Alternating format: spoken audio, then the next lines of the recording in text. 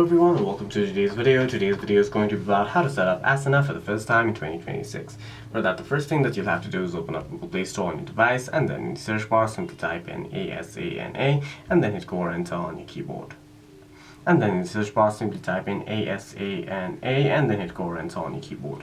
Download the Asana app on your device. Once you've installed it, you can head over to your app drawer and then search for Asana app in the app drawer search bar.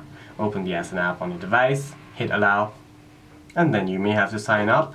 Here you can either continue with the Google work account or your Microsoft work account, or enter your work email, hit continue, and then follow the on-screen instructions to sign into your browser, which will also sign you into the Asana app.